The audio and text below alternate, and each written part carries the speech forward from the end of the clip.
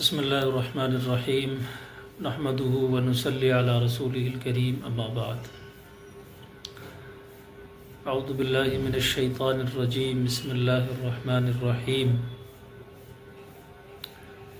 یا ایہا الناس قد جاءکم موعظۃ من ربکم وشفاء لما فی الصدور وہدی ورحمۃ للمؤمنین قل بفضل اللہ وبرحمتہ فبذلک فلیفرحوا هو خیر مما یجمعون۔ ناظرین گرامی، اللہ رب العزت کا بے پناہ فضل ہوا، احسان ہوا کہ اللہ نے رمضان المبارک کے روزے ہم سے رکھوائے۔ بلا شبہ اسی کی توفیق سے ساری نیکیاں سر انجام پاتی ہیں۔ بنعمتہ تتم الصالحات، اسی کا فضل ہوتا ہے۔ یہ جو آپ کو دین کی سمجھ، کسی قدر دین کی گہرائیوں سے رموز اور سے تعارف آپ کا ہوتا جاتا ہے، اور جو قرآن سے آپ جڑتے جاتے ہیں، آپ کو اپنی کم مائگی کا، بے مائگی کا احساس ہوتا جاتا ہے،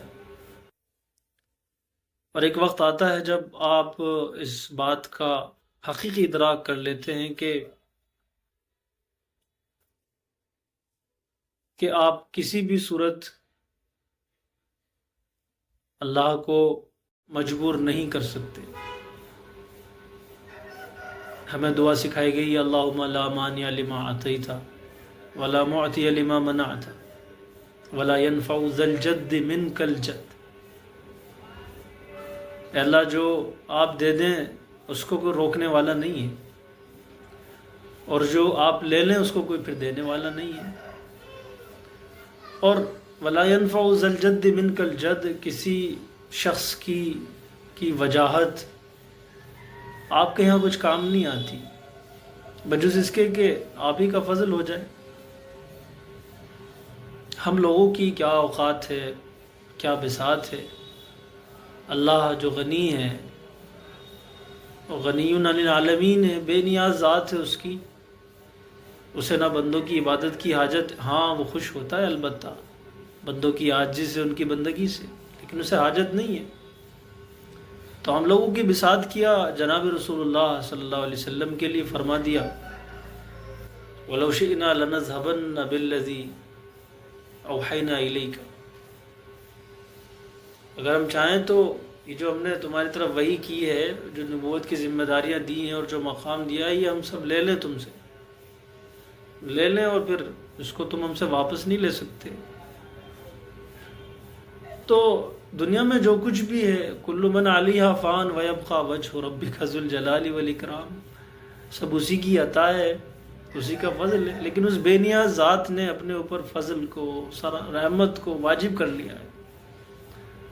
تو اسی کی رحمت کے اور اسی کے فضل ہے، ورنہ یہ زندگی اتنی پیچیدہ تر ہے کہ، اور اتنے لوگوں سے آپ کا واسطہ پڑ رہا ہوتا ہے کہ آپ اپنے بوتے پر کسی صحیح راہ کا انتخاب نہیں کر سکتے۔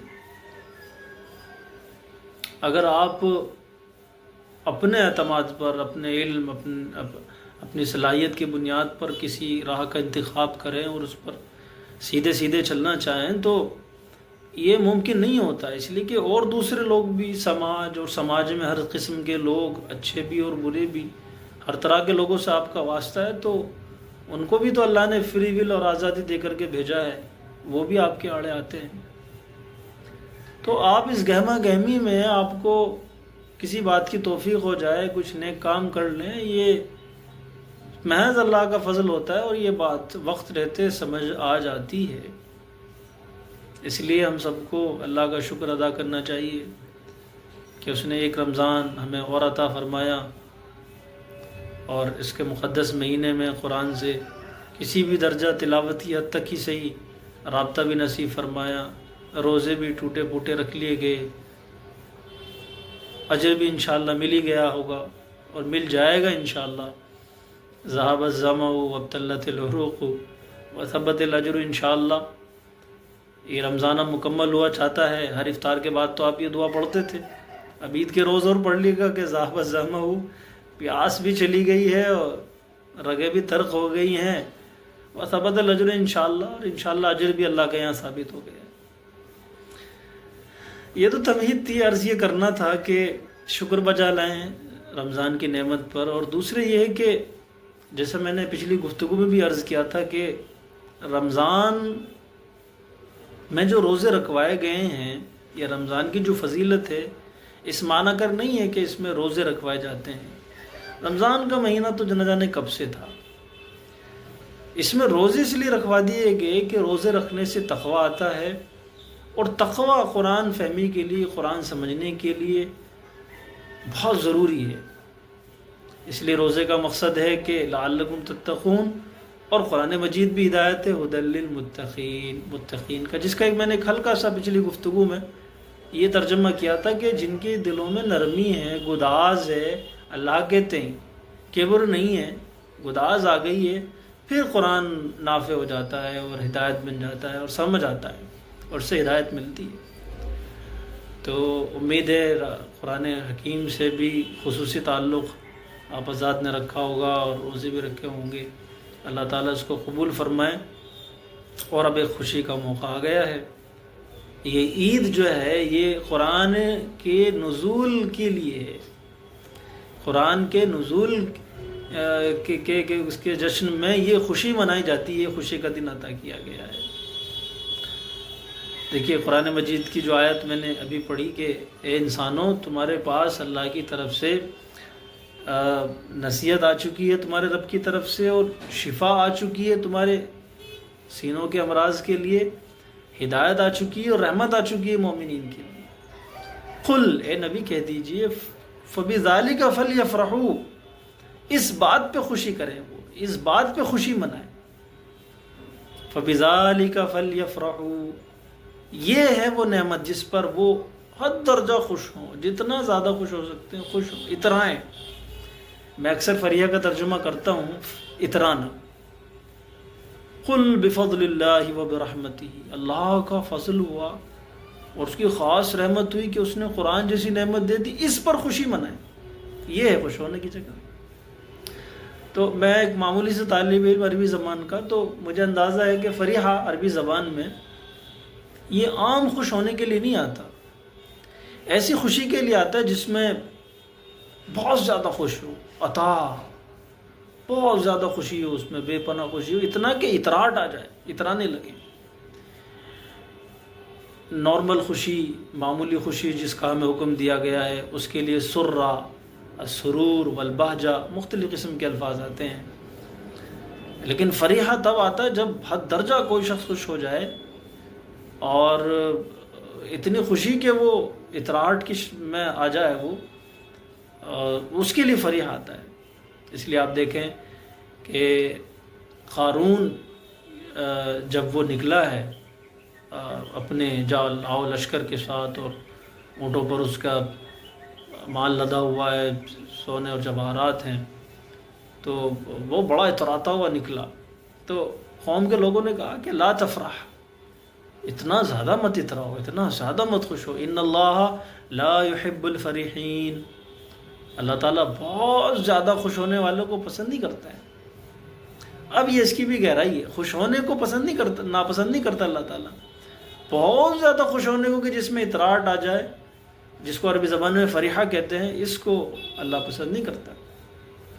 تو فریحہ کوئی اچھے سیاق میں نہیں آیا ہے. فریحہ اتنا زیادہ محمود بھی نہیں ہے، اور نہ اس کی اجازت ہے کہ اتنا زیادہ آدمی کسی بات پہ خوش ہو جائے کہ اترانے لگے. لیکن یہ تنہا قرآن مجید کی نعمت ایسی ہے کہ اس کے بارے میں کہا گیا ہے کہ ہاں یہاں پر تو خوش ہو سکتے ہیں، یہاں پر اترائیں، اس پہ فخر کریں کہ یہ خوش ہونے کی چیز، یہ خزانہ براہ راست اللہ کلام کرتا ہے آپ سے.